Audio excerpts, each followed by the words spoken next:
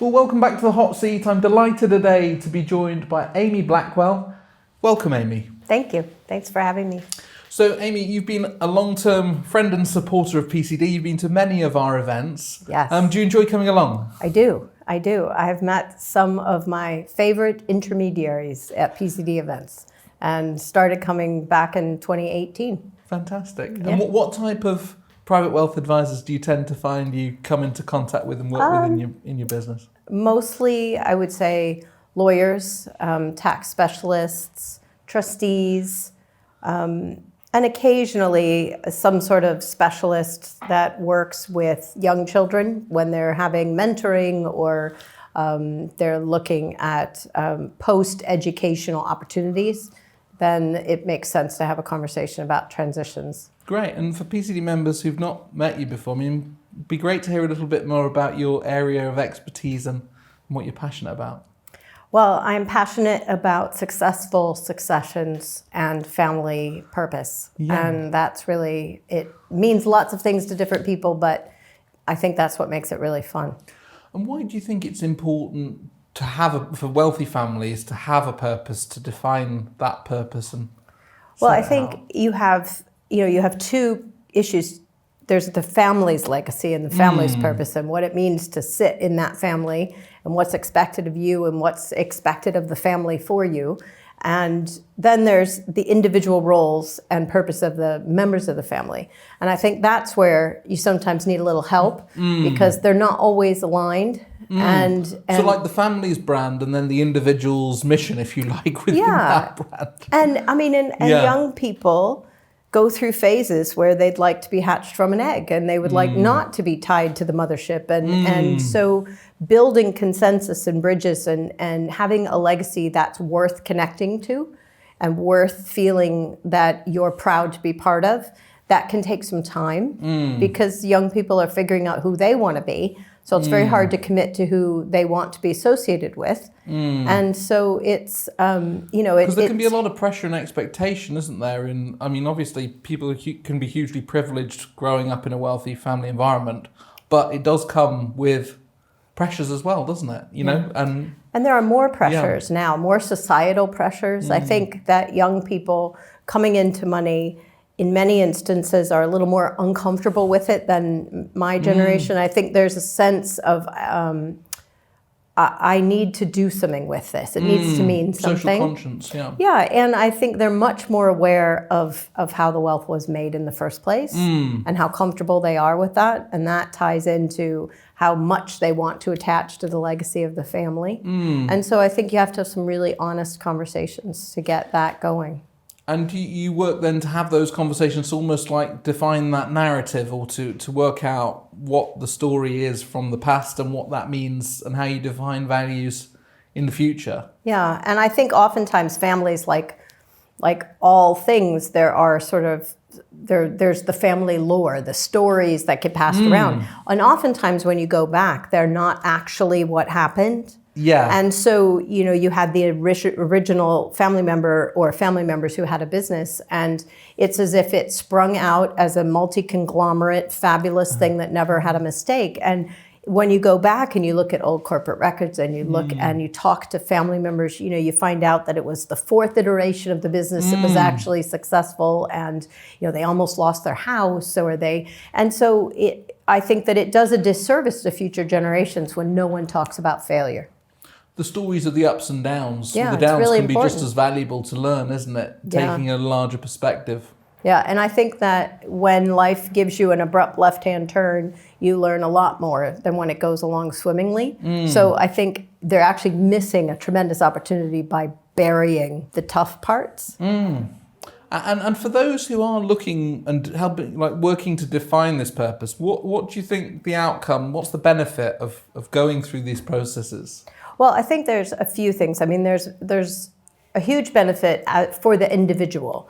There's been a lot of studies done. I looked at 5 major studies from 2014 to 2020, and there's everything from longevity, even when it's taken into account socioeconomic information and background education, if you identify as having a purpose, whatever that is for you, you live longer and you have better cardiovascular health. You have better chance of avoiding dementia. You have lots of really positive health benefits. But the other thing is that there seems to be a connection between sort of dangerous habits and habits that are less healthy. And I think it's because you get up in the morning and there's a reason for being. Yeah.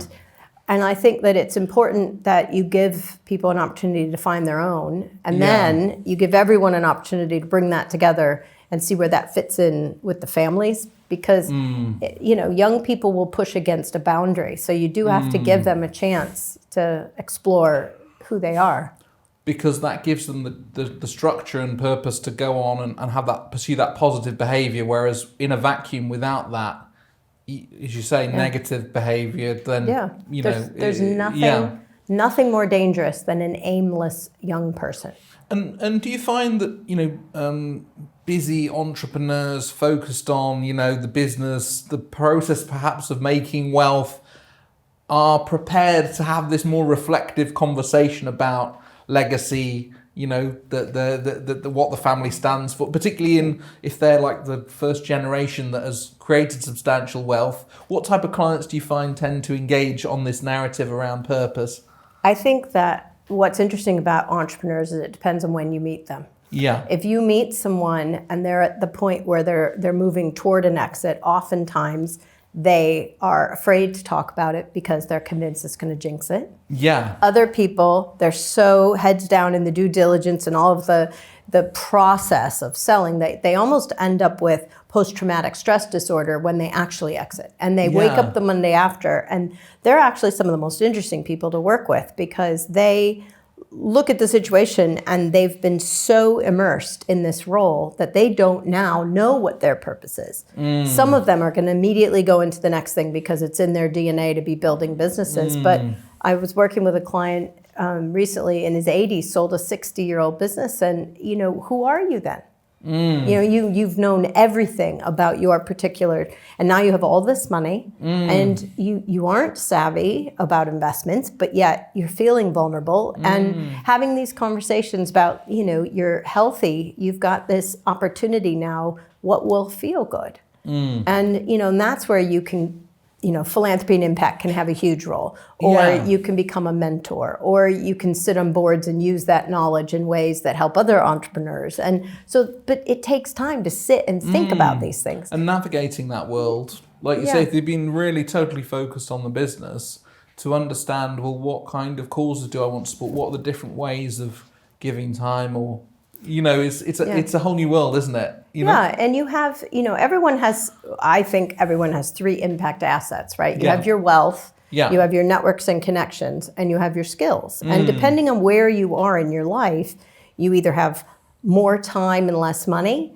or you have no time, a little bit of money, but you have great networks. And so drawing on the thing that will actually add the most value that you're able to actually give in that particular moment is the most effective way to have it feel good. And so if you're coming out of having sold a business, your skill set is at the top of its game. And so, knowing how to help an organization sometimes is more beneficial than the check that you might write.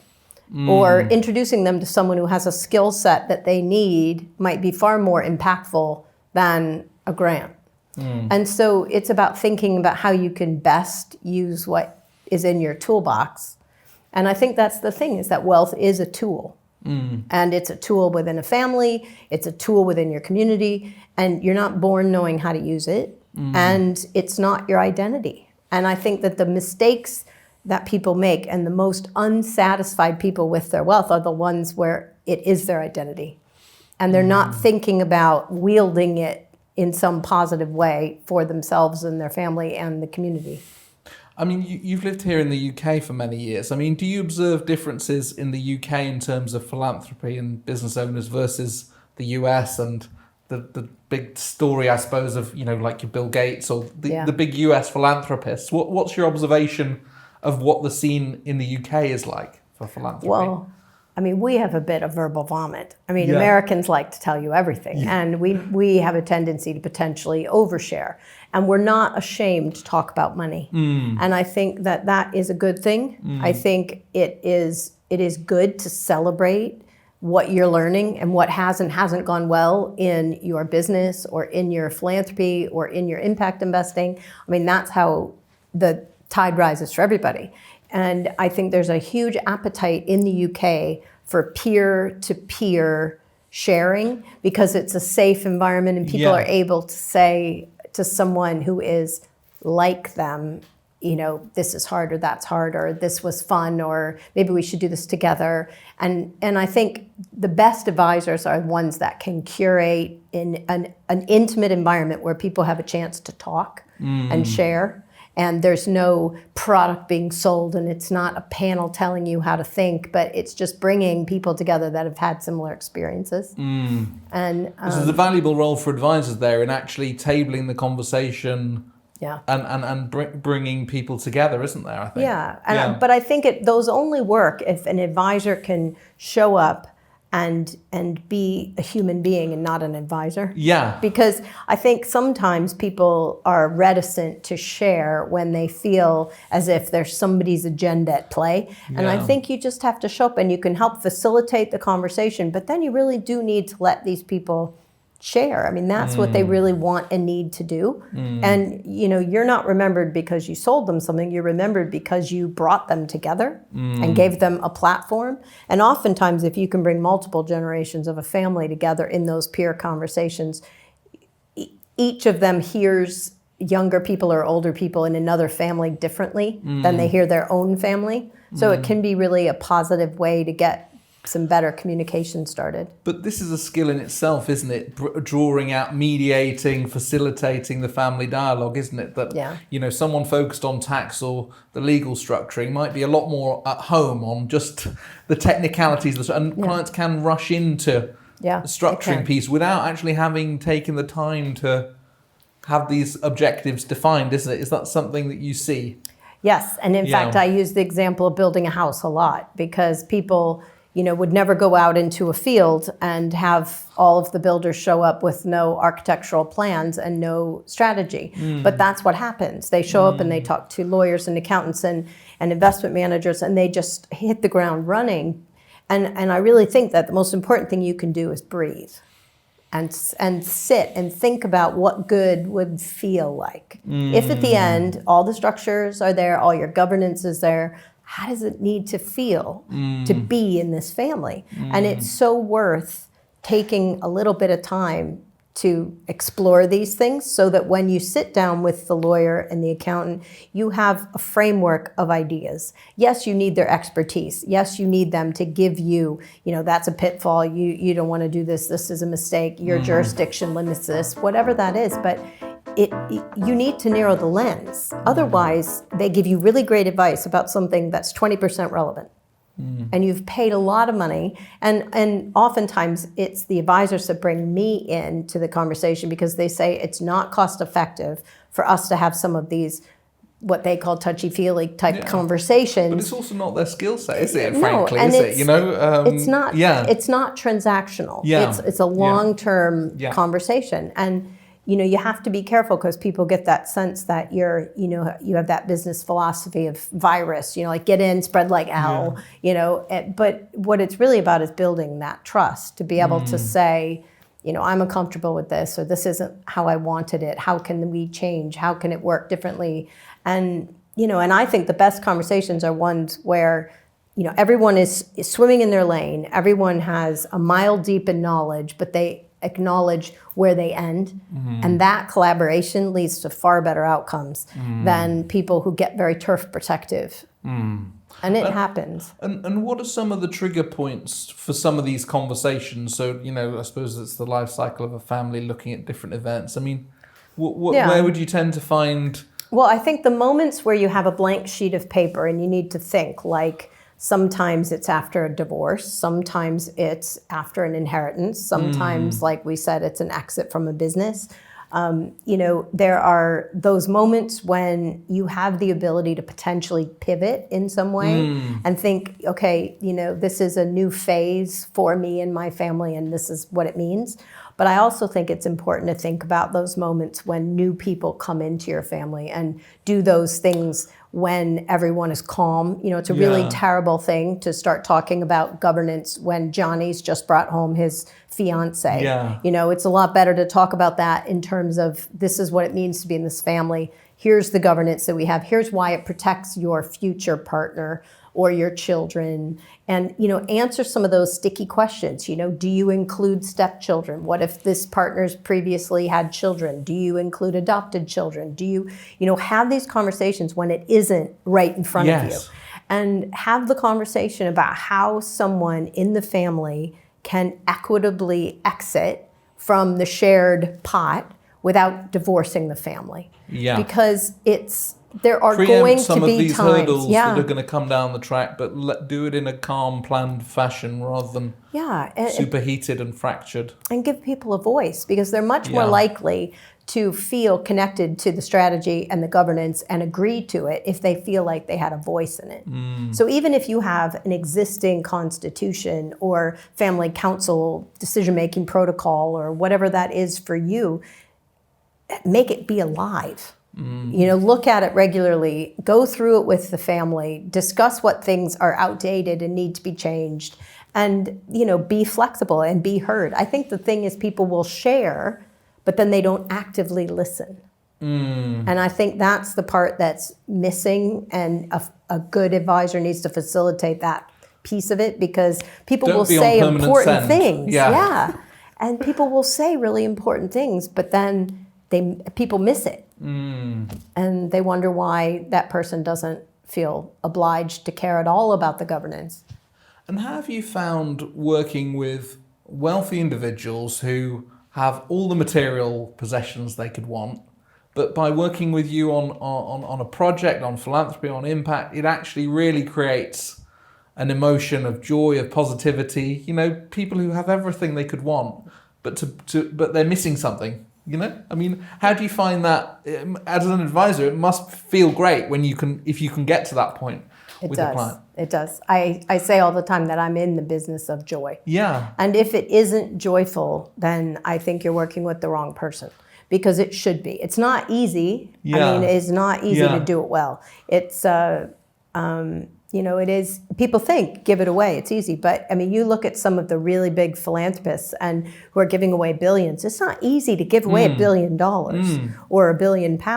It's a lot more challenging than you think. And I think that if you can do it as a family and give people an opportunity to feel that they're part of something and they actually get a voice in what that mission looks like, and there are age-appropriate ways, it's a terrific way to get young people to understand the purpose and that wealth is a tool for them, and it isn't just an entitlement. And I think they sit more comfortably with the wealth when they become, in a role where they actually have decision-making power over the wealth that is distributed. I think when they're involved in the grant making and the philanthropic side, where it's earmarked for good, then it's a little more comfortable. And they can make some mistakes and realize that these things are hard and there aren't always black and white answers. And in financial services, there's been a lot of innovation, a lot of new impact or ESG focused ways of investing money, right from a retail investor through to the high net worth client. Do you think that helps in this? Because actually it makes those conversations more commonplace right through the kind of wealth spectrum, from how someone wants their pension invested through to the high net worth. It tables the idea that you should, like you were saying before, you've got a variety of assets that you can reflect your values with. Yeah. And now your portfolio, it's easier to do that than it was, I think, in a way. And I think that just the whole idea of profit running in parallel with purpose, right, is a shift. And the idea that it's not enough for a business to potentially just have a good product. There is going to be some review of how it is that this came to be. And I do think, and for some families that's really important. It is under every decision they make. For some families, they're still in that view of, we make our money here, we invest it here, we give it away over here. It's starting to blend into sort of an asset allocation across all of those bits. And I think that's the direction of travel, because there are some things that are actually better solved with a for-profit business than a philanthropic organization. And there are other things that simply need to be done by a charity. And so everything has its place. And I think the most sophisticated strategies are ones where they're looking at embedding impact at the asset class level. And I think that is, it's challenging, but it's doable, and I think it's really rewarding because you can adjust your risk then, so it doesn't seem like you're just investing in a startup company with an impact agenda. You can, look at companies that are having impact but have a serious track record already, and mix that up. So I think that's an exciting direction that we're headed.